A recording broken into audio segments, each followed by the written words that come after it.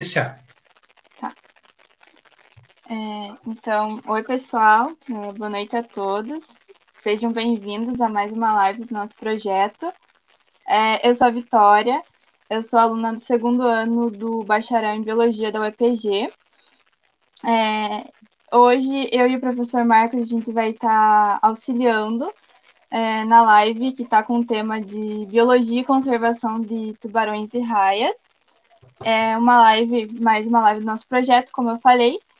E o nosso projeto, que é o Consenso EPG, ele foi criado por alguns professores, conselho de alguns professores e alguns alunos também de todos os anos da graduação. E a gente está com o objetivo, além do entretenimento, principalmente a divulgação científica fora do meio acadêmico, para o público em geral.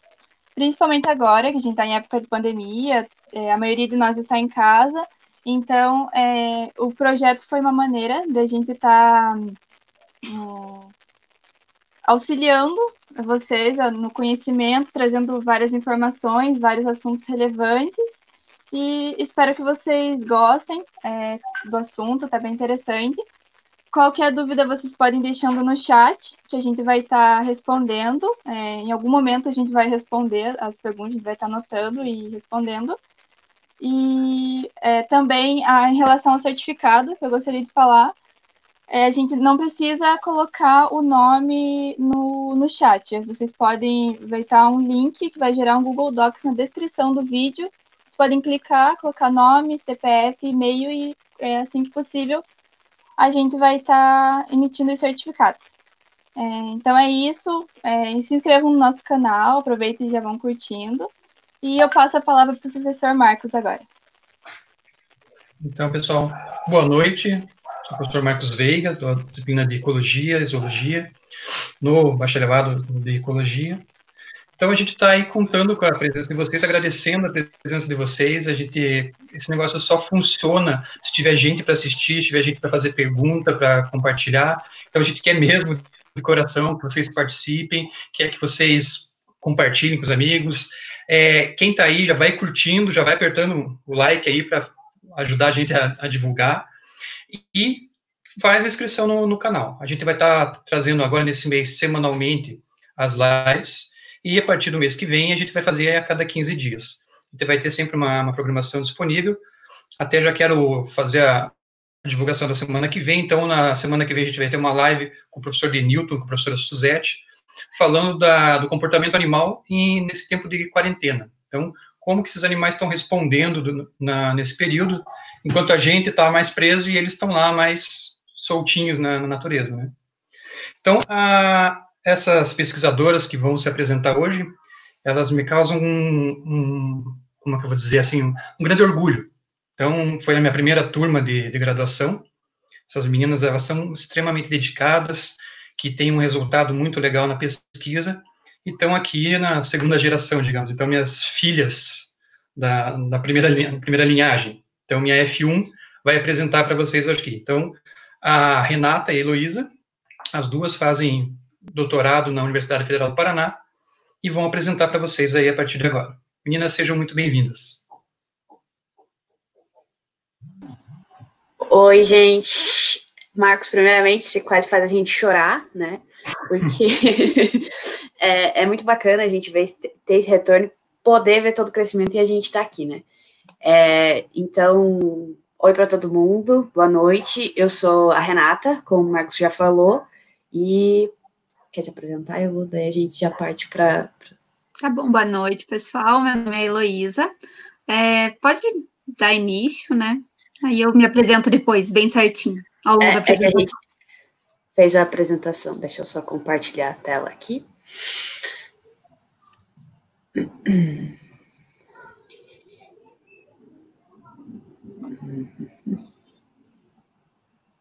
Calma.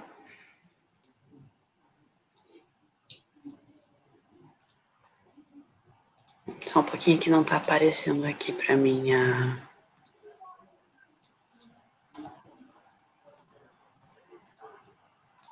Deixa eu abrir de novo. Problemas em lives acontecem, porque a gente já passou por isso um monte de vezes, a gente tem o nosso canal de divulgação e também, às vezes, dá um... Já vão aproveitando e apertando o like aí, pessoal. Tá dando para ver o que eu tô compartilhando, né? Tá. Sim. Tá, então assim, pessoal, a gente fez uma apresentaçãozinha de 11 slides básicos, porque uma das coisas mais legais de falar de tubarão e raia é você ver foto de tubarão e raia, né? Então, eu acho muita maldade a gente não passar isso para vocês. Então, só uma apresentação nossa do que a gente, da onde a gente veio e como a gente chegou até aqui. Eu sou Renata, eu fiz Ciências Biológicas na Unespar, de União da Vitória, fiz licenciatura, e até o meu terceiro... eu e a Heloísa somos da mesma turma de graduação, e até o meu terceiro ano da faculdade, eu não sabia o que era um mestrado. Quem apresentou para a gente o mestrado foi o professor Marcos e o professor André Trevisan. Então, eles são os nossos pais acadêmicos, eles são pessoas excepcionais, e a gente fica maravilhado quando aparecem professores assim na nossa vida, e sempre tem um ou dois na graduação que empurram a gente para frente. Então, assim, se não fosse por essas duas pessoas, a gente não estaria onde a gente está, porque foi excepcional. Então, depois de que eles mostraram para a gente o que era um mestrado, eu entrei no mestrado na Zoologia, na Universidade Federal do Paraná. Não se desesperem, a gente veio de uma universidade pequena, eu reprovei na primeira prova, na segunda seleção a gente acabou passando, tanto a Elo quanto a Carol, que eram da nossa turma, e a gente passou muito bem na classificação, exceto pelo currículo, mas a seleção, a prova de conteúdo foi basicamente estudar. Durante o mestrado, eu trabalhei com eglídeos, com crustáceos. Eu também trabalhei com crustáceos e eglídeos, que são os anomuras, as églas de água doce. Também na graduação, com o André Trevisan, com morfometria geométrica. No mestrado também, mas aí no laboratório da professora doutora Setuko Masunari, que é o laboratório de ecologia de crustácea. Eu terminei o mestrado, e agora o que eu vou fazer da minha vida, eu fui trabalhar no shopping. E foi excepcional, foi sensacional, e é muito bom dar esse tempo entre a graduação para o mestrado e do mestrado para o doutorado. É bom a gente sair, respirar e ver outras coisas, mas também e botar as coisas em perspectiva. Então, também não entre em desespero quando a gente não consegue de cara. É muito melhor quando você tem esse tempo. E tem que parar com o pensamento de que eu tenho 18 anos, eu tenho que estar numa faculdade, e aos 25 eu tenho que estar no mestrado, enfim. Não, isso não existe. Atualmente, eu sou doutoranda do mesmo programa, que é o da ZOO, da UFPR, que é o programa de pós-graduação em zoologia. Inclusive vai ter o simpósio da zoologia, que vai ser em agosto, vai ser online, dá uma olhada lá também na página do programa, tem bastante palestra lá e dá para submeter resumo, tá? Então, entra lá para ver também.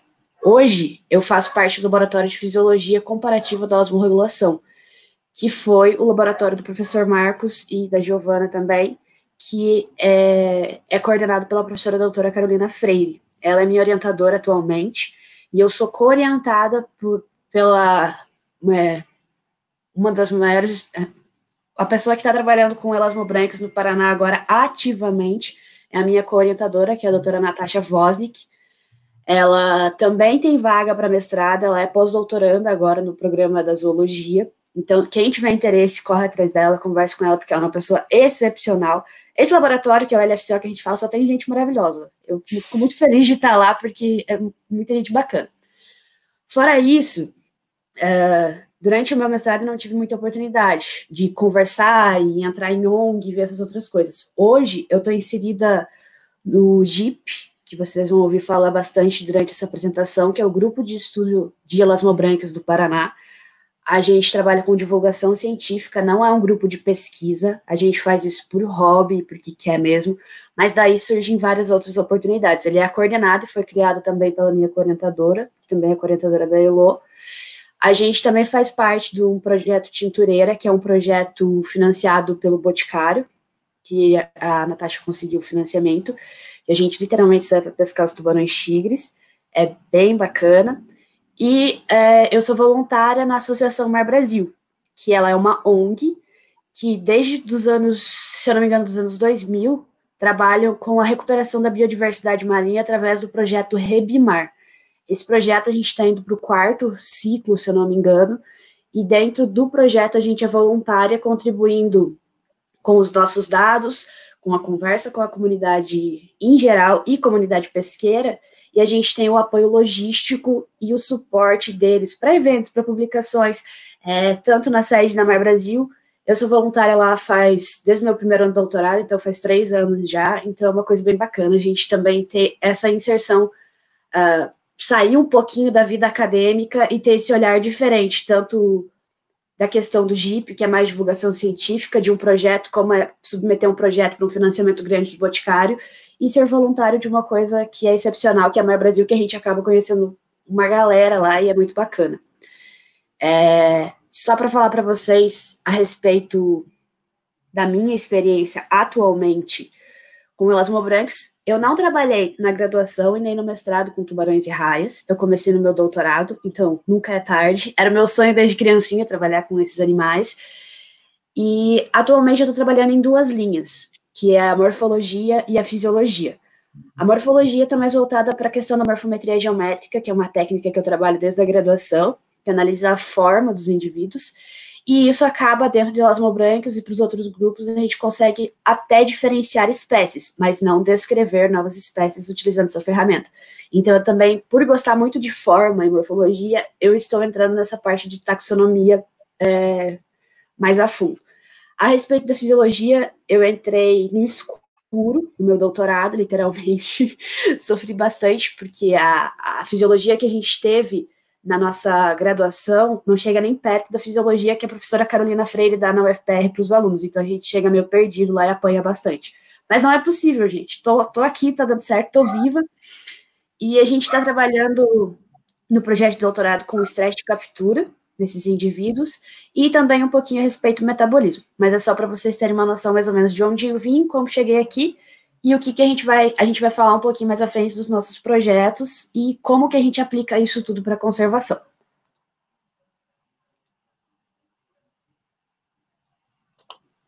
Opa, vou me apresentar. Obrigado, Renata. Então, mostrando para vocês que é realmente uma possibilidade acessível, conhecendo a realidade da UEPG, eu sei que vocês têm muito mais ferramentas para alcançar isso que elas alcançaram. Essas meninas batalharam bastante para chegar aí.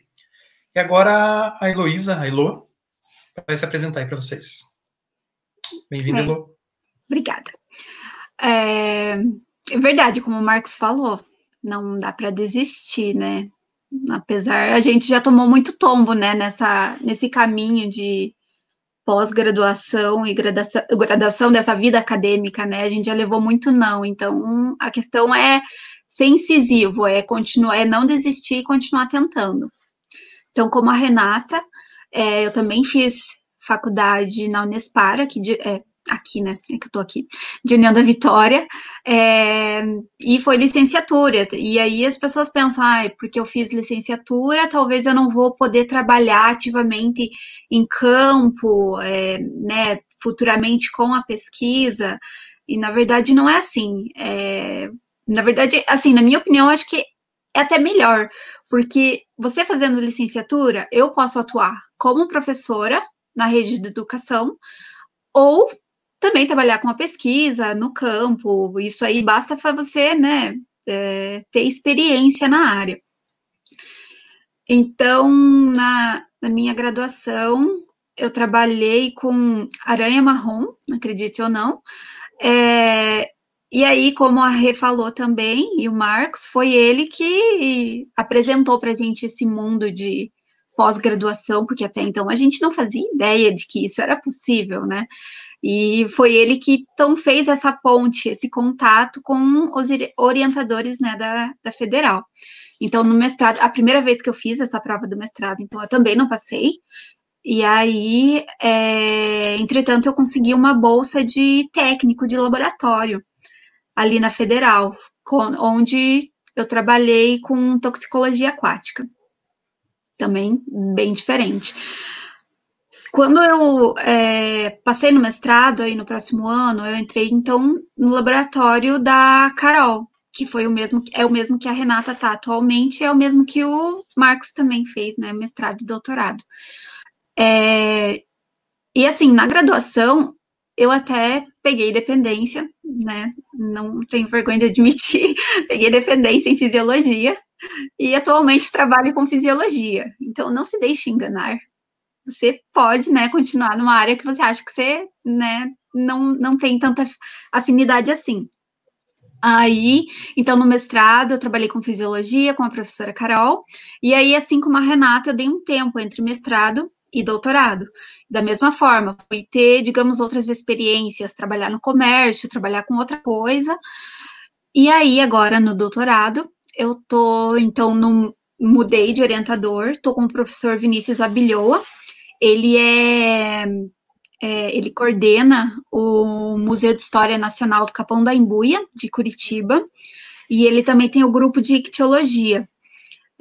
Então, ele está muito mais voltado, assim, para essa parte de peixes, porém, eu tenho a Natasha, que também é minha co-orientadora, com essa parte de tubarões especificamente. E assim como a Rê comentou antes, eu também faço parte do GIP, também faço parte do Projeto Tintureira, e também sou voluntária na ONG no Rebimar, né, pela Mar Brasil. Você pode passar o slide, Rê? Tá. Aí aqui eu só vou comentar um pouquinho, assim, por cima do que eu tenho de experiência. Então, como eu falei para vocês, na minha graduação eu fiz uma coisa totalmente aleatória, diferente. Trabalhei com população de aranha marrom. Aí no meu DTI, que foi essa minha fase, esse meu 1 ano de técnica de laboratório, eu trabalhei com toxicologia aquática de peixes. Então, um pouquinho diferente, de peixe do ciclo, de água doce, né, no caso. Aí, quando eu entrei no mestrado, eu já entrei trabalhando com fisiologia, especificamente osmorregulação. E, mais específico ainda, com o estresse salino de camarão. Então, até eu coloquei umas fotinhas ali do camarão que eu trabalhei, das coletas que a gente fazia.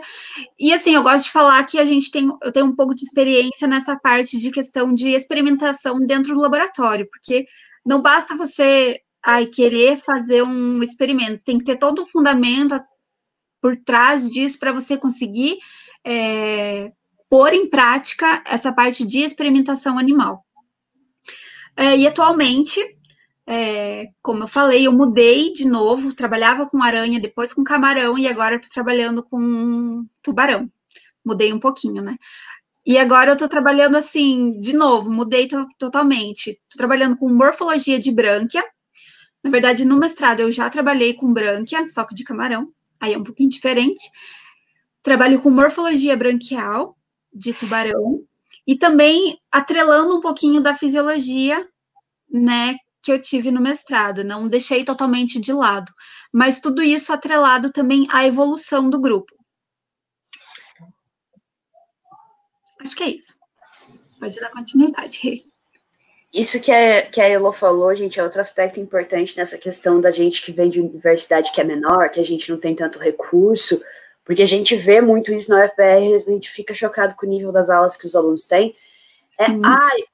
Eu quero trabalhar com cetáceo, então, desde a minha monografia, eu tenho que trabalhar com cetáceo. Eu quero trabalhar com morfologia, então eu vou trabalhar... Não, eu quero trabalhar com pesquisa, mas a realidade do Brasil eu vou ser professor. Então, para eu passar em um concurso, eu tenho que saber invertebrados, eu tenho que saber vertebrados, eu tenho que saber um pouco de tudo.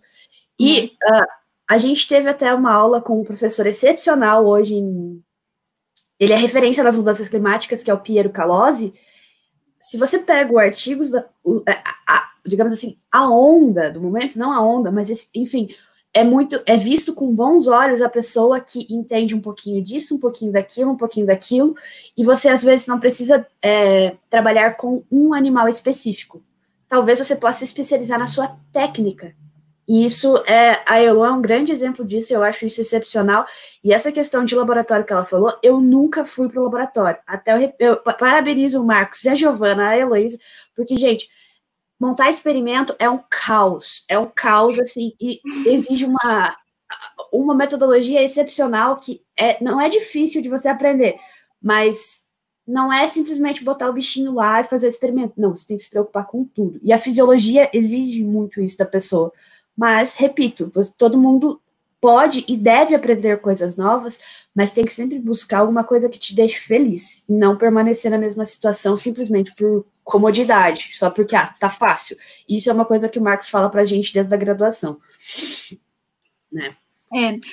Só mais uma coisa. Eu falei, né, que eu peguei dependência em fisiologia na graduação, e aí quando eu entrei no mestrado, assim, eu entrei sabendo muito pouco de fisiologia, pouquíssimo. Então, o que eu fiz? Eu fiz de novo todas as matérias da graduação de fisiologia. Então, tipo, foi puxado, foi bastante puxado, mas, tipo, não foi impossível, deu para fazer, só basta correr atrás mesmo. Então, você não precisa, e as pessoas acham que às vezes você precisa entrar no mestrado já sabendo de tudo. Na verdade, não, você entra no mestrado para você aprender alguma coisa. O mestrado, na verdade, gente, vai ser o TCC vezes 2, só que com menos tempo.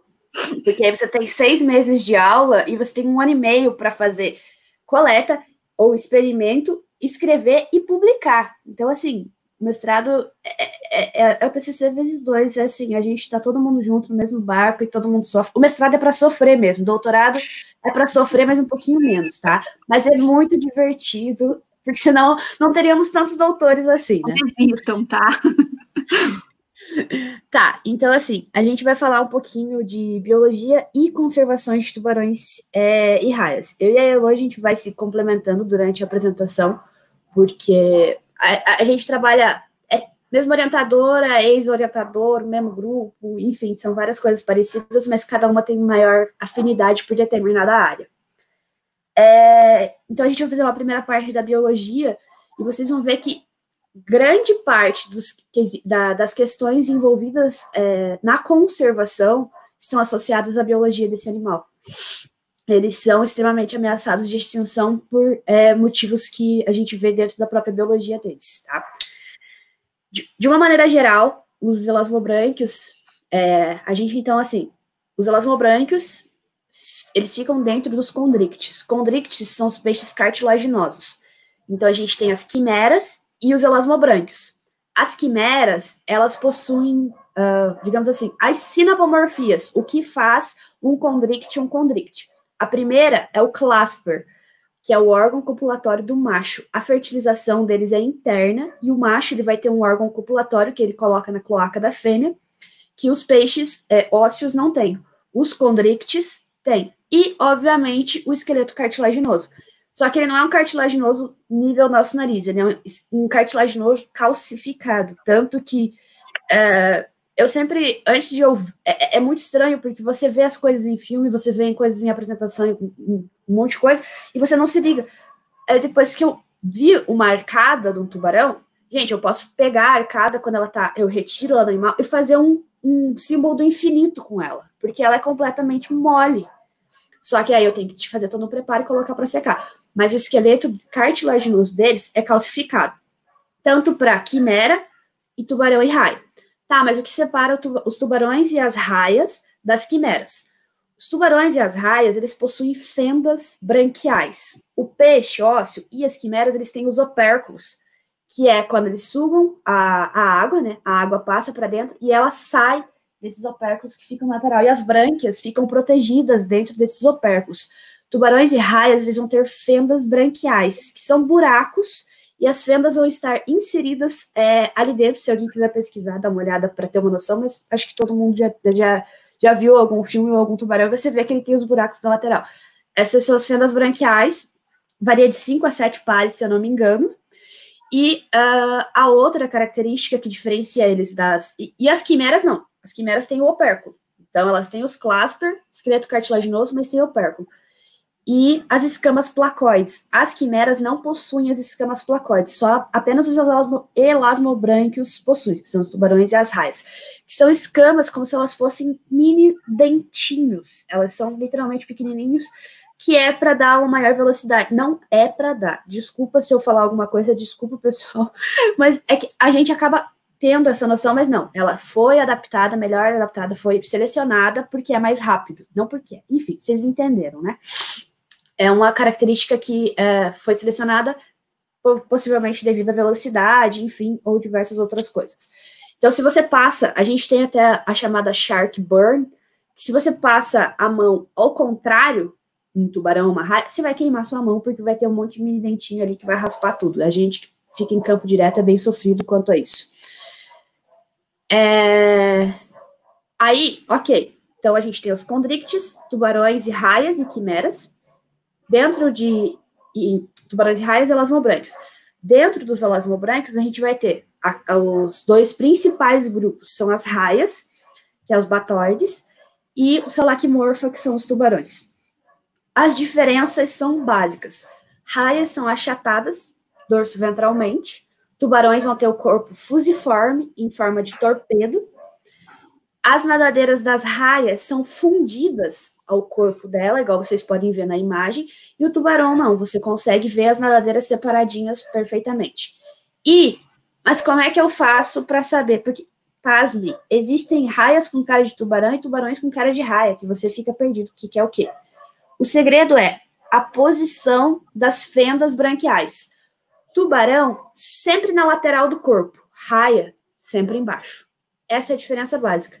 A gente tem tubarões que parecem raias, mas as fendas branquiais estão na lateral e elas ficam escondidinhas fica na junção da nadadeira com a mandíbula, você quase não enxerga. E tem uns animais mais ameaçados de extinção hoje, que é o peixe-serra, o pristis. Ele parece um tubarão, mas ele é uma raia, porque ele tem as fendas branquiais embaixo. Bom, com relação à parte de habitat, que a gente pensa, né, quando fala de tubarão e raia, a gente já pensa, né, que só ambiente marinho, só no mar. Na verdade, não. Eles habitam todos os ambientes aquáticos, marinho, dulcícola, estuarino, eles migram, eles vivem somente na água doce, por exemplo, raias potamotrigo. Agora me pegou, sabe o nome popular da potamotrigo? Varia, raia de fogo, depende da região, porque ela ocorre só aqui na América do Sul. Ocorre só aqui, são as raias potamotrigos, então, que são somente dulcícolas. Aí tem tubarão que vai para água doce, tem tubarão que vive só no mar, raia que vive só no mar. Enfim, uma variedade. Com relação à ventilação, a gente sempre pensa, o tubarão ele precisa estar nadando constantemente para respirar. Sim, alguns precisam. Isso é o que a gente chama de ventilação RAM. Ou seja, como eu falei, o tubarão ou a raia, enfim, ele precisa nadar constantemente para que a água, digamos, entre pela boca e saia pelas fendas branquiais. E também tem o tipo de ventilação por bombeamento. Normalmente, esse tipo de ventilação ele é mais característico de animais que ficam próximo ao solo, animais bentônicos, que a gente fala. Ou seja, ele tem essa musculatura da boca preparada, onde ele puxa a água por sucção e expele pelas fendas branquiais. O tipo de ventilação RAM, que é o que o animal precisa ficar nadando constantemente, ele é mais comum em animais de profundezas, assim, de áreas abertas, no caso. E é claro, né, sempre tem exceção, tem aquele animal que pode fazer os dois. Ou ele faz, depende, sei lá, o ambiente que ele tá, né, ou a necessidade. Bom, com relação à flutuação, em peixes, normalmente, o que é utilizado, diga, Rê. Só falar uma coisa, gente, quando a gente começa a estudar elasmobranquios, é assim, a exceção nos peixes ósseos é assim, em tubarões e raias, é outro jeito, começa pela... é tudo diferente. É tudo, começa pelas brânquias, que já é diferente do que a Elore falou, a flutuação, vocês vão ver que conforme a gente for apresentando, muda tudo. E o problema, não vou dar spoiler. Não dei spoilers. Tá, como eu estava falando, a flutuação em peixes é pela bexiga natatória. Tubarões não têm bexiga natatória. O que acontece? Em tubarões é produzido um óleo chamado esqualeno, ele é produzido no fígado. E você sabe, né, quando tem óleo na água, o óleo boia, né? Está fazendo comida e etc. Em tubarões é a mesma coisa, é esse óleo que promove a flutuabilidade, e isso é produzido conforme a necessidade que o animal tem. Pode falar. Essa questão do óleo, eles são lipídios, e existem 3 tipos de lipídios no fígado, basicamente. E aí você tem um que é para ajudar na flutuação, um de maior densidade, outro de menor densidade, e outro usado para quebra energética. É bacana porque tem vários estudos mostrando que isso varia sazonalmente no indivíduo, porque dependendo da espécie, ele faz migrações na coluna da água, que ele precisa estar mais lá em cima ou mais lá embaixo, depende da demanda energética, por causa do estado reprodutivo dele, ou da temperatura do mar. Então é bem bacana ver essa questão da flutuação, que não é simplesmente, basicamente, ele tem um tipo de óleo lá e ele vai manter sempre constante. Não, é extremamente complexo e existe uma variação sazonal nele e talvez até de idade, se não me engano. Assim como a gente falou que em tubarão é tudo diferente, dentro de espécies de tubarão também varia muito as coisas. Não dá para você, assim, às vezes padronizar muito uma coisa, porque não segue um padrão. Essa questão a respeito da ventilação, só fazer um comentário que tem um trabalho bem bacana que mostra que esses tubarões que precisam ficar nadando o tempo inteiro, e aí eles querem descansar, ou até o nome do artigo, se não me engano, é Tubarões Dormem, a gente fez um post a respeito disso, eles param num lugar que tem uma correnteza, e eles ficam ali deitadinhos, não deitados, né, mas descansando um pouquinho aberto. De boca aberta, para não precisar ficar nadando o tempo inteiro e continuar fazendo a passagem de água. Isso, exatamente isso. Agora, uma das maiores, a reprodução dentro de elasmobrancos é extremamente grande, porque como a Elo falou, a gente tem diferentes habitats, e assim, as potamotrigons, que são essas de água doce, não é rainha pequena não, gente, é bicho que chega a 1 metro a 2. A gente tem o tubarão, o leucas, o Carcarhinus leucas, que é o tubarão cabeça chata, que é o que sobe para o rio, o bicho passa de 2 metros. Eles são animais grandes que o leucas conseguem tanto ficar na água salgada, na água salobra e na água doce, na água zero. É absurdo o negócio. Então... Sim, tem raia também, tem a imantura, né? Que é gigantesca também, e é do ciclo. A imantura, se eu não me engano, ela vai para os 2. Enfim, não lembro. O Pristis, por exemplo, que é o peixe-serra. Gente, eu vou falar bastante do Pristis, porque atualmente ele é considerado o tubarão, não, a raia, o elasmobranquio, no caso, mais ameaçado de extinção, porque, assim, tá triste a situação, ele é lindo, maravilhoso, ele tem aquele bico, assim, e tem um monte de dente, ele é o chamado peixe-serra. Ele também é estuarino, tem alguns lugares, eu acho que tem alguns registros de água doce, se eu não me engano, também. E aí, em todos esses modos, tipo, de profundidade, de salinidade, a gente entra nos modos reprodutivos, e isso varia muito dentro do grupo.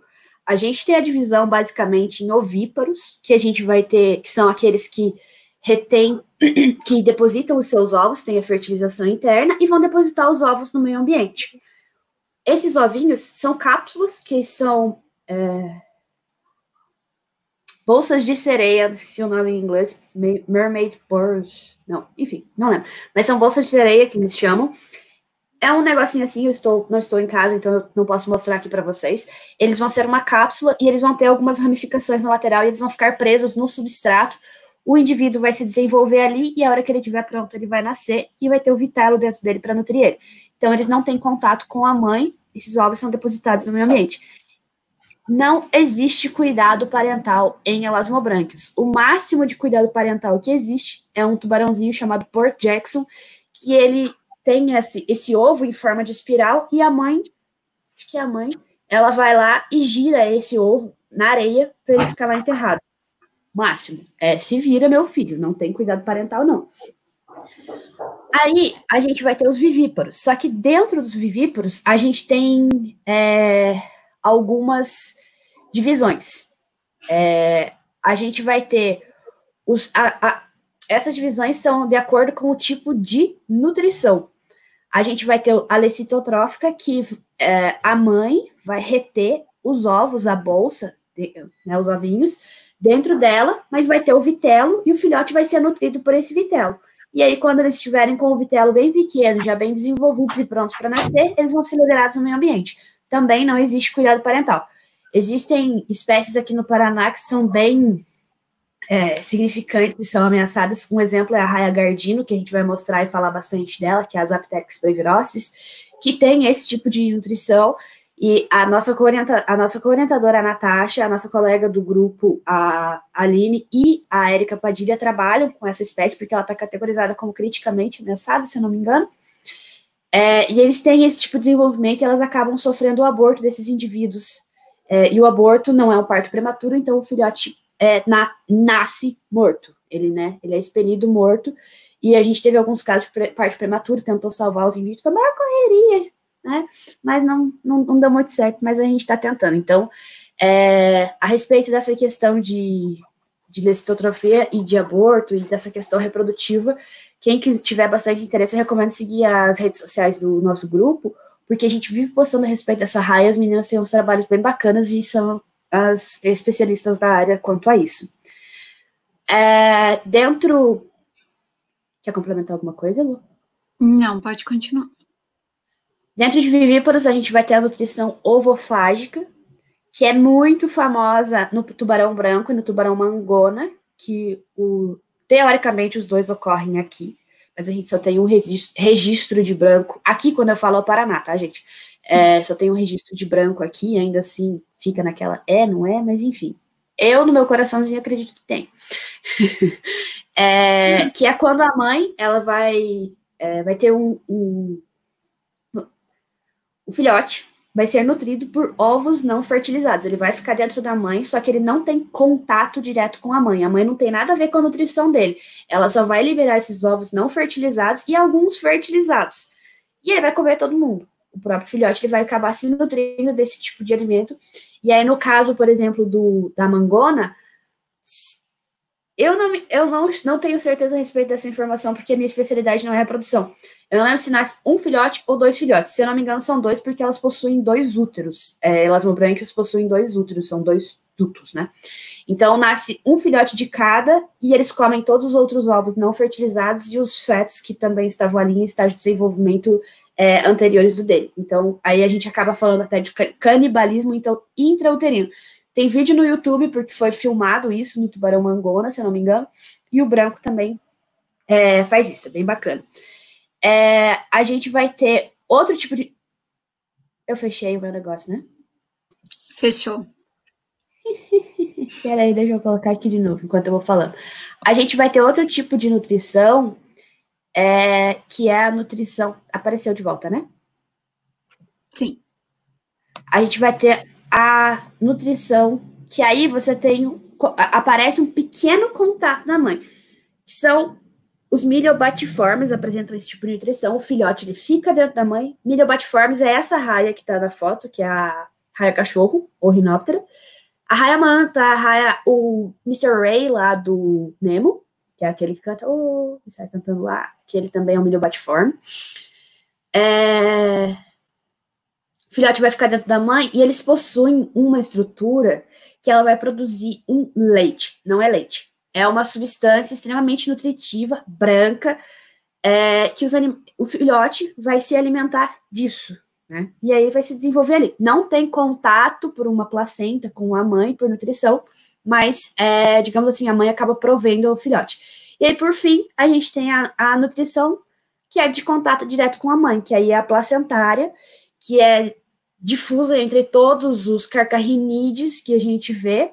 É carcarrinídeo, se não me engano. O tubarão azul, o tubarão maco, se eu não me engano. Não, maco não. O galha preta, enfim. Quem não entra nisso, porque a gente sempre tem a exceção, o diferentão de tudo. Dentro dos tubarões, a gente vê que um dos maiores diferentões é o tubarão-tigre. O tubarão-tigre é a tilápia do mar, é um bicho extremamente resistente. Só tem ele no gênero dele. É um bicho que tem vídeos de que ele sofreu várias injúrias de pesca e está sem muitas nadadeiras cicatrizadas, e ele está nadando só com 2 nadadeiras, e ele não possui esse tipo de nutrição placentária. Se eu não estou enganada, a mãe retém os ovos dentro e os filhotes acabam se alimentando do vitelo. Então, assim, a gente apresentou para vocês de uma forma geral quem são os elasmobrancos, a gente já pode ter uma base de qual é a reprodução, como é que eles respiram, como é, né, de onde vem, para onde vamos. E agora a gente vai falar um pouquinho da conservação deles. Você quer começar falando? Vou complementar um pouco.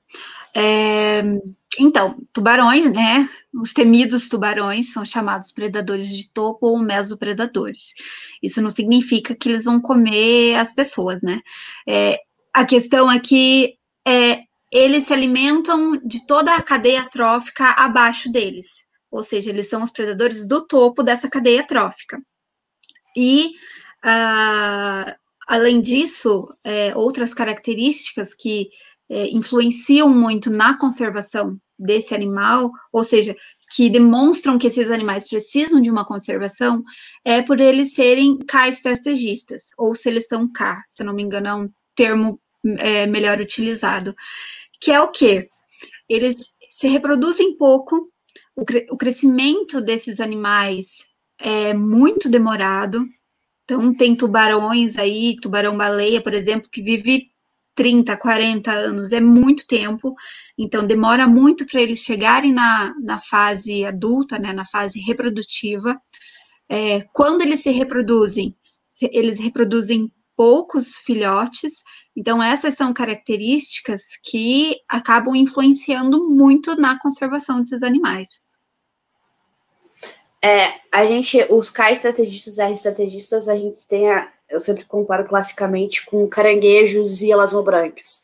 O caranguejo, você vai ter uma prole a cada 2 semanas da fêmea ovada no período reprodutivo, com quantas mil larvas, mesmo de 5, 7, 10 mil larvas que a gente conta de uma fêmea.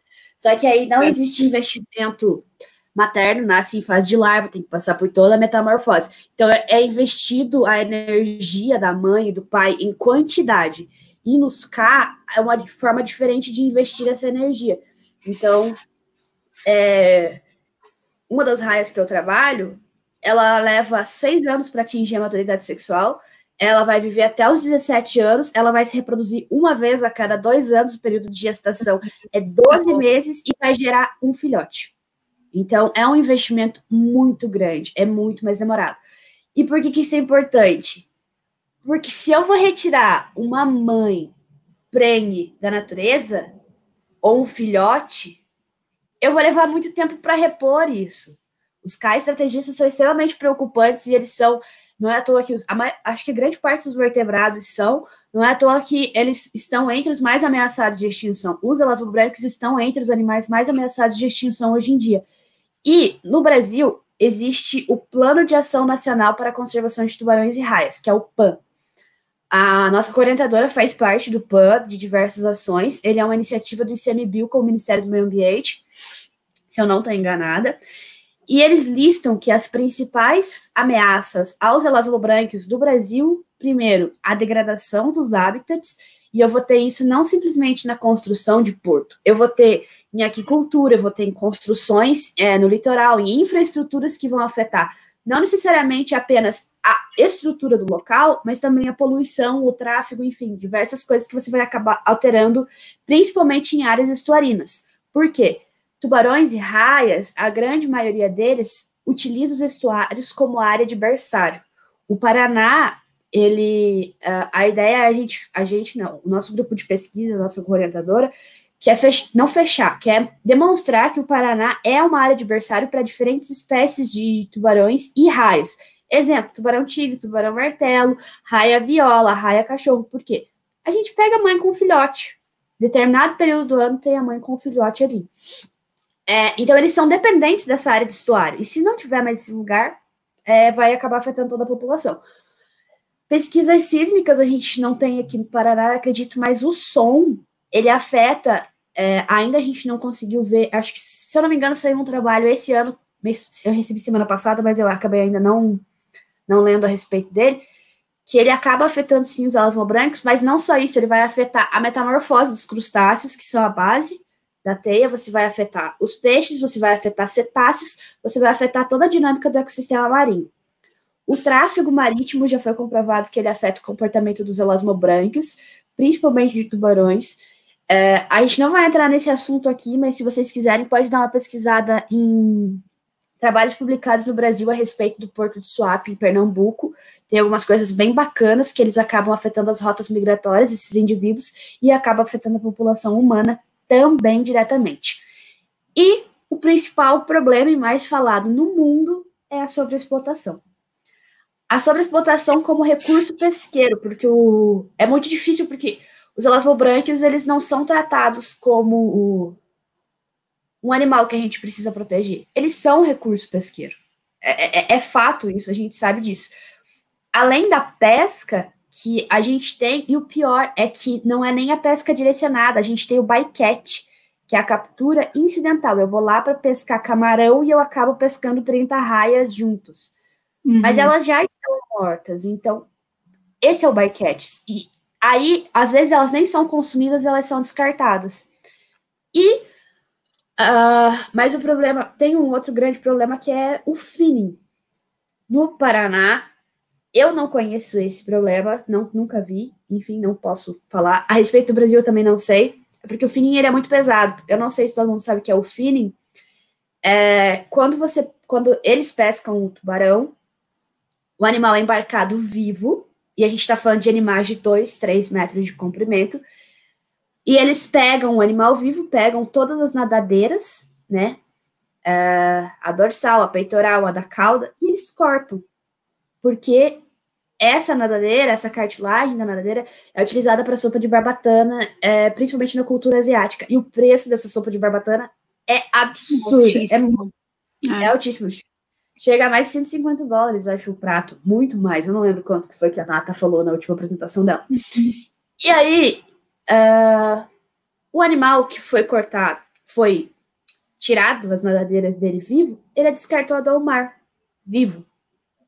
Não é aproveitado nada. Isso se chama finning. É a prática de retirar as nadadeiras dos tubarões e não aproveitar o corpo e fazer isso com o animal vivo, né? Você quer começar a falar aqui do Paraná, Elo? A respeito do Não, pode falar, eu complemento depois. Tá. Então, assim, o finning a gente não tem esse problema aqui. Existe uma grande problemática no mundo a respeito disso. Existem vários órgãos tentando já resolver essa problemática, existe legislação a respeito disso, e as pessoas estão se conscientizando, só que essa não é uma realidade da nossa pesquisa aqui no Paraná, tá? O maior problema que a gente sofre, maior problema não, o que a gente tem no Paraná é a pesca incidental, porque a gente não tem frota industrial atuando aqui no Paraná. Tem às vezes, mas não é daqui do Paraná. Então, não tem pesca industrial no Paraná, que a pesca industrial, enquanto eles pescam, o pescador artesanal, sei lá, digamos, é para cada um tubarão que pesca artesanal tira, a pesca industrial deve tirar mais de 1.000, eu acredito. Eu não sei a certa proporção, mas é completamente absurdo. É questão de toneladas por, digamos, arrasto, no caso da pesca industrial. A pesca artesanal não chega nem, acho que, sei lá, não deve dar 10% disso aí. E aí tem digamos, os atuneiros, que é para pescar atum, eles utilizam o espinhel que a gente fala, que é uma linha com um monte de anzolzinho. Só que o atuneiro pesca mais tubarão do que atum. E aí isso é o bycatch. Eles não foram para pescar tubarão. Só que aí, agora que, digamos assim, eu vi que dá mais dinheiro, então, enfim, não quero entrar nesses méritos, discutir as polêmicas. Aqui no Paraná, a gente tem a pesca artesanal. Existem diversas comunidades pesqueiras aqui no nosso litoral. A gente trabalha com a comunidade de Matinhos. A Natasha começou a trabalhar com eles no mestrado dela. Então já faz mais de 8, 9 anos que eles estão trabalhando lá. Eles são praticamente da nossa família. É muito bacana a gente aproximar a sociedade e pesquisa. É uma das ações do PAN. E o que a gente tem é o bycatch, que é a captura incidental. Eles saem para pegar, no inverno, é a curvina, que é uma rede alta com uma malha, sei lá, 8, 11, e acaba vindo algum elasmobranquio ali. Mas vem 1, 2, 3. Não é absurdo o negócio, mas é o bycatch. E às vezes tem algumas espécies que não são comercializadas e acabam sendo descartadas. Só que o que é comercializado, gente, é chamado de cação. Alguém falou pra gente hoje no nosso grupo de trabalho que enquanto tá no mar, é tubarão. Quando vai para o mercado, vai para a mesa, tudo vira cação. O cação não é um tubarão, não é um estágio de desenvolvimento, não é uma espécie, é tudo. E é raia também. É tubarão, é raia, é tudo. Então, assim, não estou criticando quem come, eu estou simplesmente mostrando a nossa realidade diante da pesquisa, tá, gente? Eu não como porque eu não gosto de peixe, mas talvez se eu gostasse, não julgaria. Mas, enfim, eu não como nada que vem do mar. Por quê? Além do problema, o problema do bycatch é dos elasmobrânquios, mas também de diversas outras espécies, porque estima-se que para cada 1 quilo de camarão que você bota no mercado limpinho, você vai ter 50 de outras espécies que foram descartadas e não estão sendo utilizadas. Então, fauna acompanhante que vem junto. É a fauna acompanhante que vem junto. Não só de tubarão e raia, é de diversas outras espécies. Então, pensar na conservação dos mares é talvez ter um consumo consciente. E conforme você... É aquela coisa, eu não sou contra a pesca, os pescadores, se não fosse o meu trabalho, se não fosse os pescadores, eu não teria o meu trabalho, mas eu gosto de valorizar o pescador artesanal. Porque o que eles fazem não chega nem perto do impacto que a pesca industrial tem na comunidade marinha. Então, agora, a gente vai entrar um pouquinho, só para terminar a nossa mini apresentação, só para falar um pouquinho a respeito dos nossos projetos e o que a gente está fazendo para a conservação desses indivíduos, e a gente discutir um pouco mais o que cada um pode fazer nessa questão do consumo, de trabalho, de divulgação, enfim. Tá. A Rê falou, tipo, nossos trabalhos, o que a gente faz para ajudar na conservação. O meu trabalho, ele é um pouquinho diferente, um pouquinho não fora, né? Toda pesquisa é válida. Eu trabalho, então, com morfologia branquial e morfologia do arco branquial de raias e tubarões. Isso voltado para a evolução do grupo, ou seja, eu trabalho um pouquinho mais com a parte de história natural do grupo. Daí as pessoas falam, né, sempre quis trabalhar com tubarão, mas a pessoa imagina, quero ir para campo, quero ir para o mar, quero pegar esses bichos, quero pescar. Gente, não é nada fácil, muito pelo contrário, é muito difícil. É muito difícil pescar esses bichos.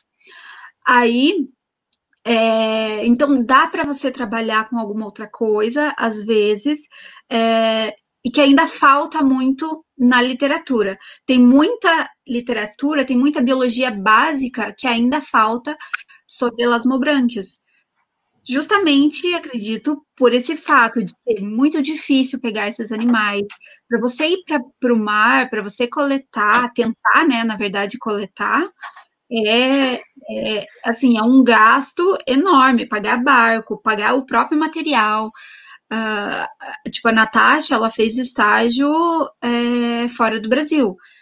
Fora do Brasil, lá em Miami, onde ela fez, o mar era lisinho, eles conseguiam pegar. Para onde eles iam, eles tinham o bicho. Aqui, a gente tenta, gente, não é fácil. O mar é muito revolto. Eu quase morro. Então, assim, enfim, diga. Só um adendo, gente, que eu esqueci de comentar, acho que a gente vai falar mais a respeito disso. Eu e a Elo, e a grande parte da pesquisa feita com elasmobrânquios aqui no Paraná, e acho que no Brasil, é desembarque de pesca. São animais que são cedidos à pesquisa e são animais 99,9% das vezes mortos. Eu vou comentar. Você vai falar sobre isso? É só para explicar, por isso que a Elo falou. Tá, vai lá. Depois, se você não falar, eu complemento. Desculpa. Enfim, e como eu falei lá no início, então o foco da minha pesquisa é a parte de brânquias. E como eu falei lá no início, eu ainda tenho um pouquinho da fisiologia dentro do meu projeto, né, aliada a essa parte de evolução. Então, como a Renata falou, a gente trabalha com a pesca artesanal, então a gente trabalha com os animais que são desembarcados pela pesca artesanal. Não adianta a gente querer, eu quero trabalhar só com galha preta. Aí você vai lá no mercado de peixe, não tem galha preta. Então você tem que se ajustar ao que tem, né? Então a gente trabalha com o que vem na pesca artesanal. Aí chegou o animal tá morto. Porque eu e a Rê, a Rê tá no laboratório de fisiologia. E aí, essa parte do meu trabalho é com atividade enzimática. Aí você pensa, tá, para eu analisar uma atividade enzimática, o animal, ele precisa, o tecido do animal, ele precisa estar funcional. E eu só recebo animais mortos. O que eu faço? Então, assim, Senta e chora. Senta e chora também. Mentira. O que a gente faz? A Natasha, né, depois de anos trabalhando, né, nesse ambiente de só receber animais mortos, ela até tentou trabalhar com animal vivo, mas, gente, não é fácil manter elasmobranquio dentro de laboratório. Não é fácil, eles produzem muita ureia, isso contamina demais a água, não tem como manter. Enfim, sem contar o tamanho dele, né? E o tamanho, né, gente? Não tem como manter um bicho de 1,5 metro dentro de um aquário. Então, a gente trabalha com uma metodologia chamada de pós-mortem. Ou seja, a gente utiliza esse tecido do animal após a morte dele. Então, assim, um dos objetivos desse meu trabalho é validar a atividade enzimática após a morte. Então, eu pego o tecido branquial, né? 1 hora após a morte, 2 horas, 24. Tem casos que eu tenho indivíduos de 24 horas após a morte, 48 horas. E a gente pensou, não vai ter atividade, né? Imagina, o bicho já tá morto há tanto tempo, já vai estar, né, tudo parado. Que nada, ainda tem. Então, assim, são metodologias que a gente tem que adaptar à nossa realidade. A gente quer capturar tubarão vivo, a gente tenta, mas são coisas, assim, paralelas. E a gente tenta sempre atrelar os nossos trabalhos voltado para algum tipo de conservação. Então, pensa, se eu consigo ter atividade de uma enzima, de uma proteína, seja lá o quê, fazer constituinte iônico de um tecido teoricamente fresco, porém não do animal vivo, imagina o passo disso dentro da pesquisa. Eu não vou poder precisar sair, coletar o animal, causar estresse para ele, que isso pode causar né, traumas futuros enormes. Então, eu estou retirando... Oi? Ah, spoiler, desculpa. Então, eu posso estar causando um efeito gigantesco. Então, a gente sempre tenta, digamos, trabalhar com o que a gente tem.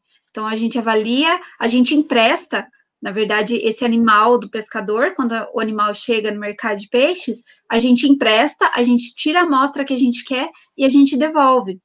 Então, assim... Animais mortos, tá, gente? Isso, então, é benefício para todo mundo. A pesquisa se beneficia e os pescadores também. Então, é uma união excelente da pesquisa e da comunidade junto, atrelados à conservação de elasmobranquios. Pronto. Você não vai falar dos bichos vivos? O que exatamente? É que você botou a foto de soltura ali da Zap e da Renata. Então, tá, posso falar. Isso é uma parte... isso é uma atitude, né, uma ação à parte que a gente faz pelo grupo de elasmobranquios. E tem também a gente tem um projeto dentro disso, né, onde a gente tenta fazer essa parte de educação ambiental e incentivar as pessoas, né, os pescadores, no caso, a fazer a soltura compensatória. O que é isso? Por exemplo, o animal chegou vivo no mercado de peixes, a gente compra ele e a gente faz a soltura desse animal. Porque, em vista a grande quantidade, né, de animal que chega morto, às vezes vem um ou outro que vem vivo. Então, a gente compra, a gente solta. E, assim, todo esse processo, né, todo esse tempo de trabalho que a gente tem de ter paciência, de conversar com os pescadores, agora eles já estão fazendo isso. Eles às vezes vêm falar para a gente, veio um bicho, veio uma viola viva, mas eu soltei. Daí a gente fala, cadê? Ele fala, mas eu soltei. Então isso é muito bom, né, para a gente ver que o nosso trabalho está dando ao menos um pouquinho de resultado. Atrelado a essa questão de... Sumiu a minha tela? Aí voltou. Atrelado toda essa questão que a Elo falou, a minha parte, digamos assim, a respeito do meu doutorado está todo voltado para o estresse de captura. Por quê? Uma das medidas propostas pelo Plano Tubarões e pela FAO, que são quem direciona essa questão da conservação, é a soltura compensatória. Eu fui pescar camarão e veio uma raia que é criticamente ameaçada de extinção viva. Solta. Só que, será que eu posso determinar, por exemplo, protocolos de soltura compensatória para todo mundo mesmo? Do tipo, eu tenho um tubarão assim, eu tenho uma raia assim, eu tenho um tubarãozinho pequenininho que chega no máximo a 55 centímetros e um de 3 metros. Será que eu posso deixar eles ao mesmo tempo fora da água ou eu preciso ter protocolos diferentes para eles? Essa é a resposta do meu primeiro capítulo do doutorado, porque, como a Elo falou, esses bichos, quando eles são capturados, eles são extremamente estressados, eles produzem muita ureia, porque é o composto nitrogenado que eles têm em relação ao balanço homeostático, enfim, e a ureia é extremamente tóxica. Então, e aí eles acabam não conseguindo mais reter essa ureia, acaba entrando numa disrupção fisiológica gigantesca, lactato que vai subindo, enfim. Eu vou trabalhar com biomarcadores, que a minha orientadora já comprovou como já fez a validação deles a respeito do estresse desses indivíduos, para a gente ver qual que é o meu protocolo para as espécies. Eu tenho que soltar um mais rápido, outro mais devagar, para que eu possa chegar para o pescador e falar, esse aqui, vamos soltar o quanto antes, esse aqui é a prioridade, entende? Porque também, será que compensa eu pedir para o pescador soltar um indivíduo que eu já sei que não vai mais se recuperar, porque ele não vai conseguir voltar do estresse do que o lactato causou nele, e ele não vai conseguir voltar? Então, assim, para conversar com isso. Trabalho também com a questão metabólica para ver como que está a questão, digamos assim, a gordura, a reserva energética desses indivíduos vão afetar essas respostas do estresse. Se eu tiver uma população saudável, se eu tiver uma população gordinha, será que ela vai receber tão bem quanto uma população que está, por exemplo, em estágio reprodutivo, que eles ficam extremamente magros? E a gente trabalha, o bacana, igual a Elo falou, a gente tem alguns indivíduos que acabam chegando vivo, que é o caso dessas duas fotos que eu estou segurando de camiseta azul, são as 3 fotos que eu estou de azul, são as raias que tem o focinho triangular, são as violas, são as guitarfish, são os animais que estão atualmente entre os elasmobrancos mais ameaçados de extinção. Foram indivíduos que chegaram vivos e os pescadores cederam para a gente fazer a soltura compensatória. E é muito bacana quando a gente consegue fazer isso, porque aí eu vou ter o sangue de um animal vivo, estressado pela pesca, e a gente faz todo o protocolo de soltura desse indivíduo, os pescadores participam e eles acabam fazendo essa soltura sem a gente já, eles estão fazendo sem a gente, e esse foi um trabalho que a Natasha iniciou no mestrado dela, e a gente continua a passo de formiguinha caminhando para frente. E aí, além disso tudo, a gente tem a questão social que a gente devolve para eles esse conhecimento através de manuais de boas práticas na pesca e guia de identificação, igual eu trago aí o exemplo da Pseudobates horkeri, que é o meu último capítulo do doutorado. Então, a gente trabalha em cima do PAN, do que eles dizem, mas a gente quer unir a pesquisa e a comunidade pesqueira, porque não dá mais para ficar sem conversa entre os dois. Eles são essenciais para o nosso trabalho, e tanto que, já dando gancho para o próximo e o nosso final da conversa, a gente trabalha, a gente vai lá, eles acabaram se tornando família, a gente senta, a gente conversa, a gente manda parabéns, a gente traz eles para dentro, a gente explica, é uma criança, é uma pessoa que passa e fala com a gente, na hora, às vezes, a gente não tem tempo, porque a gente precisa devolver o animal para o pescador, mas depois a gente volta, igual a Elo. A Elo tem uma paciência sensacional para conversar com criança, que ela, quando eu vejo, ela tá lá explicando. E aí, no próximo campo, a gente vai ver, as criancinhas estão contando para as outras criancinhas que ela tá salvando os cação, que ela sabe medir um cação, que ela sabe pesar um cação. Obviamente, sempre com todo cuidado. A gente explica certinho, conversa, e nenhum animal vivo, porque não é ético com a criança e nem com o animal, independente se é tubarão ou raia ou não, mas, enfim, não é a gente tem o comitê de ética, enfim, só a gente pode mexer com os indivíduos. Mas, por exemplo, esse menininho estava passando na praia, soltura compensatória. Você quer falar alguma coisa a respeito dessa parte, Lu? É só complementar que, assim, na comunidade geral, as pessoas às vezes falam, os pesquisadores vêm aqui, coletam uma infinidade de dados e isso às vezes não é retornado, não volta para eles. Então, é isso que a gente tenta fazer também, é conversar e é falar, e assim, gente, é muito difícil você conseguir explicar uma coisa de fisiologia, de bioquímica para uma pessoa totalmente leiga. Muita gente lá no mercado de peixe não sabe nem ler e escrever.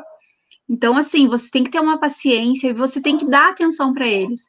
Porque, se não, como a Rê falou também antes, se não fosse por eles, a gente não teria nosso trabalho.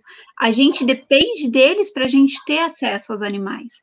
Então, é importante ter essa devolutiva para a comunidade. E é importante ressaltar também que, assim, esse guia de identificação que eu mostrei na página anterior tinha detalhe que eu não enxergava, não. Eles ensinam muito pra gente. A gente tem que tratar eles com muito respeito. E, assim, gente, mas também não é assim você chegar lá, eu quero trabalhar com esse bicho porque eu tenho autorização, porque isso, porque aquilo, porque... Não, foi 7 anos de trabalho da Natasha e a gente só tá lá dentro porque ela começou esse trabalho de formiguinha lá, depois a Aline foi, aí agora começou aí todo mundo, eu tô indo lá há 3 anos, a Elo agora tá indo há 2, e assim, a Heloísa não chega lá e vai direto pegar os indivíduos, tipo, uma pessoa completamente não vai pegar os indivíduos com o pescador. Conversa, apresenta, tem horas que eles não vão querer te entregar o bicho, tudo bem, o pescado é dele. Só que depois se a gente senta e conversa e explica o nosso trabalho para ele, se eu soubesse que era para isso, tinha te dado. Menino, então vem aqui, vamos conversar. Na próxima vez ele tá lá me trazendo o indivíduo. Então, assim, a gente reforça muito essa questão dos pescadores e já finalizando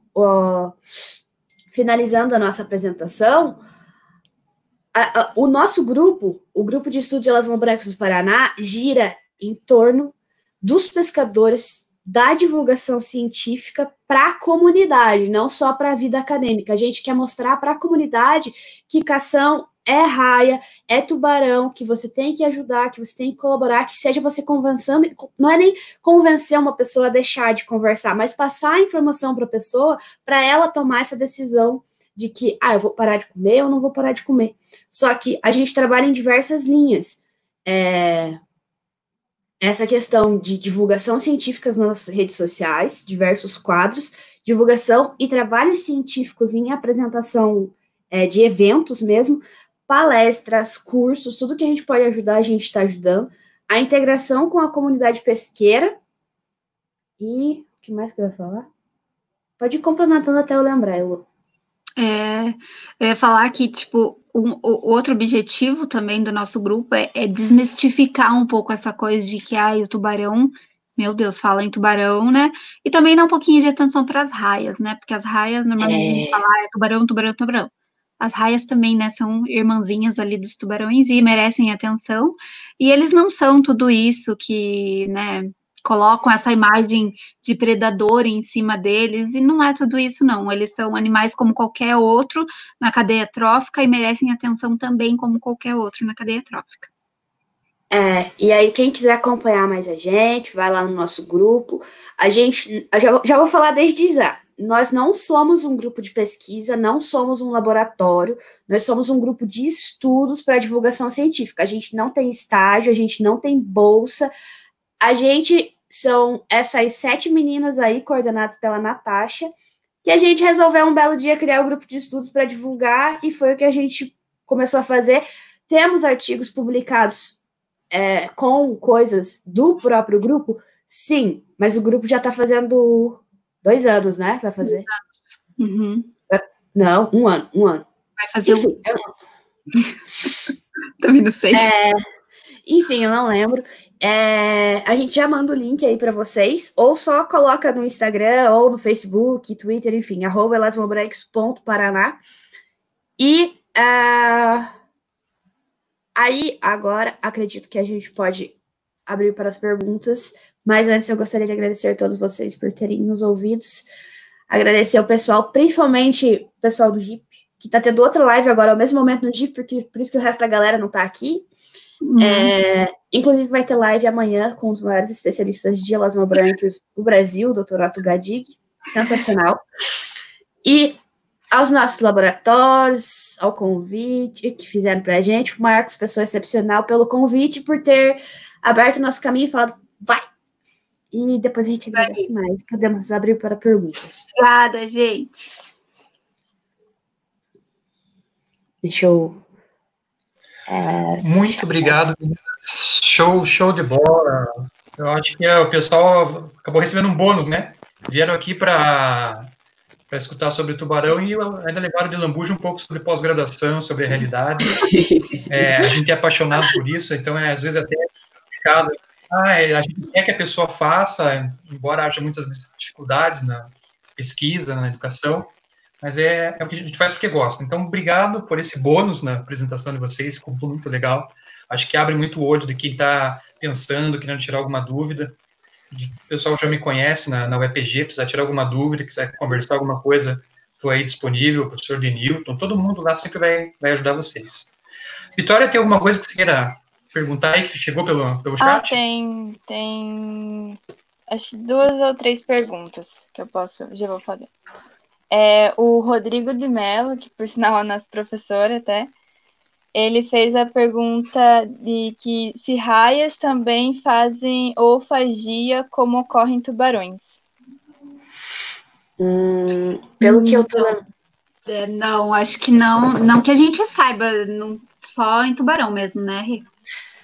Eu acredito que sim, porque até é complicado a questão do engolir, porque as placas dentárias das raias são placas, realmente, elas não vão ter os dentes, então eu acredito que não. A maioria das raias é por mantém os ovos dentro da mãe, ou então a gente tem esse ovinho que esse é depositado no meio ambiente, e o outro é o que fica dentro da mãe, só que aí dentro da mãe ele não tem essa estrutura rígida, no caso, mas pelo que eu saiba, não tem oofagia em raias, não.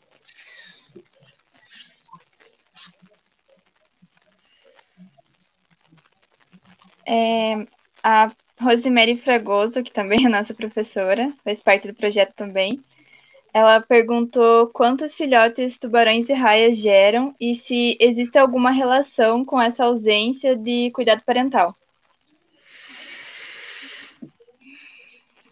Eu acho que isso varia muito de espécie para espécie, mas normalmente são poucos filhotes, 1 ou 2, tipo, em tubarão. Em raia, às vezes é um pouquinho mais. Por exemplo, tubarão-baleia, né, que é um ótimo exemplo, chega a produzir, sei lá, centenas de filhotes. Mas sabe-se que, tipo, 10% dessa quantidade é o que sobrevive. Varia muito, porque, por exemplo, a gente tem a raia gardino, que é essa que a gente mostrou, que é a Zapteryx, que é essa pequenininha.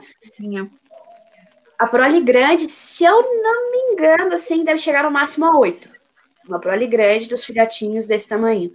A raia Rhinoptera, que ela pode chegar até 1,5 de uma nadadeira a outra, é um filhote. A manta, se eu não me engano, também é pouquíssimo. Quando deposita no meio ambiente, provavelmente deve ser, não sei, depende do tamanho do indivíduo, mas 7, 8 ovos. Tem alguns animais que acabam gerando mais filhotes. Se eu não me engano, tem um tubarão, o martelo, a gente teve um desembarque de uma fêmea de martelo que tinha 11 filhotes. Ela tinha 3 metros. Então, pode estar muito relacionado com o tamanho do indivíduo, ao período, digamos assim, a longevidade dele, mas tem muita coisa que não se sabe porque a gente depende da grande maioria de desembarque. Então, por exemplo, do baleia, tudo que a gente sabe, acho que foi uma fêmea que foi capturada prêmia e tinha 350 filhotes dentro dela. Bom, é isso que se sabe, mas onde, quando, como, tubarão de profundidade, tubarão pristis, por exemplo, também fica muito complicado de saber. É muito escasso, gente. Dado biológico, a história básica, assim, né? História natural que a gente fala de tubarão, se sabe muito pouco. Muito pouco. Maturação sexual, hábitos alimentares, é bem complicado, assim, tem para algumas espécies, mas, por exemplo, é para a espécie que está mais abundante aqui, e as outras? Eu vou dar um pitaco, um palpitinho nisso, nessa comentário da Meire, que eu acho que tem um pouco a ver também com a questão evolutiva do grupo. Então, tubarões dentro da teia trófica deles, eles são o topo do topo. No topo da cadeia trófica não sobra muita energia, então eles têm que comer muito porque a energia vai se perdendo ao longo da cadeia. Até o Rodrigo vai talvez explicar melhor que eu isso. Então, o tubarão estando no topo da cadeia, sobrando pouca energia, eles não produzem muitos filhotes. Então, acaba reduzindo evolutivamente essa quantidade de animais sendo produzidos. Então, se ele produz muitos filhotes, tem muitos predadores no topo de cadeia, eles vão passar fome. Então, a ideia é mais ou menos, eu acho que evolutivamente isso foi se regulando. Mas mais... Tem outro aspecto também, Marcos, que você falou de história evolutiva, eu acabei lembrando. Eles falam que, digamos assim, o grande sucesso evolutivo dos elasmobrancos, porque eles são os animais mais antigos atualmente, porque eles sobreviveram até, acho que 3 extinções em massa, 4, não lembro, sempre sobrevivendo alguns indivíduos, eles são muito antigos, é justamente a reprodução e a fertilização interna. É o que mantém dentro, que é isso que diferencia ele dos outros grupos de antigamente, que a fertilização é externa e a reprodução acaba sendo externa. A conquista de novos ambientes também, porque é muito mais fácil, vocês fisiologistas podem explicar melhor essa questão, né? Então, assim, eu acho que também pode estar associado a isso que o Marcos falou, automaticamente envolve tamanho, mas também a conquista e a diversificação do grupo em todos os oceanos, e profundidades, e salinidades, e todo o resto. Vitória?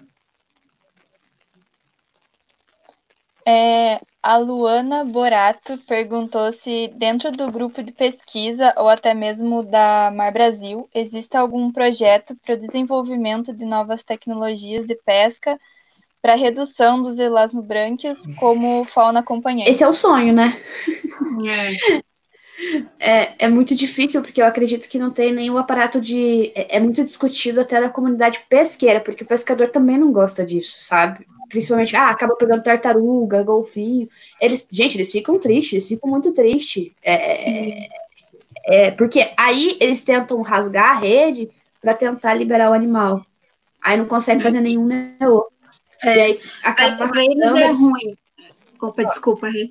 Para eles é ruim, porque para você preparar a carne, para você separar a carne para virar cação, o tecido, né, a pele de tubarão é muito rígida, então isso estraga muito. Eles vivem falando, isso come muito o fio da faca. E também isso rasga a rede deles. E é caro, gente. Eu não tinha noção o quão caro é para eles terem uma rede de pesca. É, muito caro. Então, para eles, isso não é muito benéfico, não. E só vou terminar. Não tem, assim, algo específico para a rede. Eu sei que tem outra aluna, se não me engano, mas não é para tubarão, acho que é para tartaruga, alguma coisa assim, que ela fez um tipo de rede específico para aquela espécie, digamos, para não pegar aquela espécie de um material diferente que ele se degradava, alguma coisa assim, mas para tubarão mesmo não tem. Até porque é difícil, a não ser que você selecione por tamanho de indivíduo, porque tubarão tem desde pequeno até, 3 metros de comprimento. Então, não tem como você selecionar, assim. É realmente complexo. Se alguém tiver uma ideia, inclusive procura a nossa chefe, Natasha. Alô, pelo amor de Deus, ela está aceitando alunos de mestrado, porque seria o ideal. Aí, como a gente não consegue ter um aparato de exclusão de pesca, a gente fica correndo atrás das soluções compensatórias para liberar o animal e tentar resolver um pouco essa situação pelo outro lado. Mas a gente até é aberto, principalmente na multidisciplinaridade. A Natasha, o nosso grupo, adora isso, pessoal de ecotoxicologia, de fisiologia, de morfologia, de doença, de ultrassom, de engenharia de pesca. Nossa, sensacional. A Natasha Lisboa falou parabéns e perguntou qual revista de divulgação científica vocês indicam. Isso. Aí depende do foco da sua pesquisa, depende Assim, normalmente as revistas que a gente busca, a gente tem um artigo e a gente quer publicar em uma revista. A gente vai na revista e vê qual é o escopo da revista, porque depende o que aquela revista aceita. Então, assim, tem milhares. Quer falar alguma coisa específica, Rê? Eu acho que a pergunta dela foi no sentido de revista de divulgação científica, não revista científica, Lô. Opa! Tá bom. Olha, eu recomendo a Elasmotícias, que é do PAN Tubarões. Ai, é do PAN. É ótima. E aí, são as pesquisas brasileiras feitas com elasmobrancos que a gente envia para lá e eles filtram e acabam divulgando. Você pode entrar no site do ICMBio, pesquisar PAN Tubarões e se inscrever lá no Elasmotícias, literalmente o nome, e aí você vai receber todo mês. A gente recebe mensalmente o da UFPR, que a gente tem, BioNews. Eu não sei se chega... acho que é BioNews.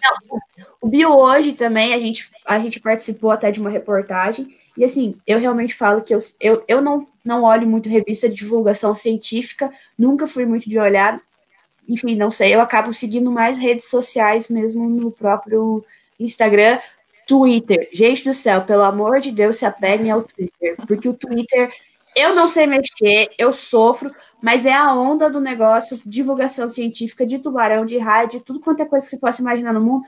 Os caras oferecem bolsa de mestrado e doutorado no Twitter. Então, assim, tem oferta de emprego, oferta de bolsa. Os próprios orientadores, os próprios professores postam assim, quero contratar alguém para trabalhar com tal coisa, sei lá, em diversos lugares do mundo. Então, o Twitter é a fonte. Bom, gente, a gente já está aí encaminhando para o final da live, então agradecer a todo mundo que participou. A professora Meire fez uma observação que é bem legal e que a gente não vê muito, e o grupo das meninas está fazendo bem legal, que é o vínculo com as comunidades. Então, eu já acabei, acho que até fazendo isso, de ir pegar ostra, no meu caso, né? E, de repente, não voltar para dar uma satisfação, dizer o que aconteceu, onde que foi usado. Então, é muito legal esse contato que o grupo de vocês tem com a comunidade. Então, a professora destacou, é bonito de ver, é difícil de fazer, requer um trabalho a mais de vocês, uma linguagem diferente. Às vezes, a gente na academia é um pouco bitolado, usa termos um pouco difíceis, né, para o senso comum. Então, esse exercício de trazer para a comunidade de volta, fazer essa extensão, né, esse trabalho extensionista, levando de volta o conteúdo para a comunidade, é muito legal. Então, mais uma vez, parabenizar vocês. As meninas falam muito da Natasha, né? A Natasha estava, quando eu estava fazendo doutorado, ela estava entrando no laboratório lá. É uma menina muito dedicada, muito esforçada, uma menina que vai atrás. Ela já foi para a África do Sul pesquisar tubarão, foi para Miami. Para Fernando de Noronha. Ela é tipo popstar lá do laboratório. Então, a gente adora ela. E ela está aí ajudando e encabeçando isso daí, né? Tem o Hugo Bornatos, que também trabalhou com tubarões, não sei como está, acho que ele está meio parado agora. Mas então, é isso. É um grupo muito legal, é um grupo que tem um estigma forte em cima deles, então o animal é predador, mas ele vai predar peixe, gente, ele não vai querer comer, tipo, ele não tem essa... Só dá trabalho para ele. Para o pescador, dá trabalho a hora que ele prende na rede, a hora que ele cai no anzol. Então, tem anzóis específicos para tartaruga, mas eu, pelo menos, nunca ouvi falar de equipamento direcionado para elasmobrantes, até pela diversidade da boca, né? Então, a gente até tem a gente tem o circular que a gente usa em campo, mas é só o anzol circular, que é só para fisgar e ele não engolir, mas ele só é utilizado para pesquisa científica, ele não exclui o elasmobranco da pesquisa, mas é só o que a gente usa para não machucar ele, machucar o estômago, o esôfago, ele prende na boca mesmo. Uhum. Então, Vitória, tem mais alguma coisa aí de última hora? Oi? Tem mais uma pergunta. O Guilherme Campos perguntou se... Só um minutinho aqui. Se o governo brasileiro ele está ciente de quais espécies correm perigo de extinção e outras não. A gente tem a legislação brasileira, é uma polêmica muito grande, porque ela acaba englobando toda a parte marinha, que é a 445. Ela cai e volta, cai e volta, cai e volta. A gente descobriu recentemente que ela está ativa de novo. Lá a gente tem a lista dos elatobranques ameaçados de extinção no Brasil, só que essa lista ela não é atualizada faz um bom tempo, porque a gente não tem as... esqueci o nome. Não tem a estatística pesqueira no Brasil, se eu não me engano, desde 2011. Não existe mais essa estatística. Então fica difícil de você fazer uma lista de espécies ameaçadas se você não sabe o status real desses indivíduos. A gente tem as listas da IUCN, mas a gente tem espécies endêmicas daqui ameaçadas, a gente consegue ver, só que tem algumas outras que estão, tipo, por exemplo, como os dados deficientes, mas a gente sabe que provavelmente a hora que a gente descobrir quais são os dados dela, ela já vai estar ou criticamente ameaçada de extinção ou extinção. Mas existe normativa, sim, só que no Brasil o problema é que as normativas são feitas para biólogos, para professores, para pesquisadores e não para o pescador saber entender. Esse é um dos objetivos também do nosso trabalho, da minha tese principalmente, fazer eles entenderem, não fazer no sentido de, você tem que entender, botar nome normal, o que adianta falar que, o quinto espinho da nadadeira, não sei, não, o quinto espinho do rabo, a pontinha do rabo, você tem que ser específico, porque é para o pescador entender isso, porque senão acaba prejudicando, e eles saem muito prejudicados nisso também. E não existe fiscalização, e não existe, a fiscalização não existe, e o que tem não é capacitado para saber diferenciar duas espécies de viola. Uma pode pescar e a outra não. A fiscalização não sabe identificar. Isso não é um problema do fiscalizador, é um problema que não está tendo essa ponte. Comunidade acadêmica, pesquisa, pesqueira e essa questão da fiscalização. Todo mundo tem que se conversar e é isso que o PAN está tentando fazer e a gente também está tentando fazer. Eu acho que é isso em relação à pergunta. Fechou aí, Vitória? Fechou. Em relação à pergunta, sim. Meninas, muito obrigado. Parabéns pela fala de vocês, parabéns pelo empenho, né? Obrigado pelos exemplos. A gente agradece muito. Agradece todo mundo que ficou aí até agora. Tá dando aí, fechando uma hora de live. Então, obrigado por assistirem, por permanecerem até o final. Lembrando, então, semana que vem, com o professor Denilton Vidolin, Suzete Cristo, vamos falar sobre comportamento animal durante a quarentena. Então vai ser uma live bem legal também. O professor Denilton tem aí o seu fã-clube, vai assistir com certeza. Então, obrigado, gente. Até a próxima semana. Um abraço a todos. Obrigado, meninas. Obrigada. Tchau. Obrigada pelo convite. Bye. Tchau, tchau.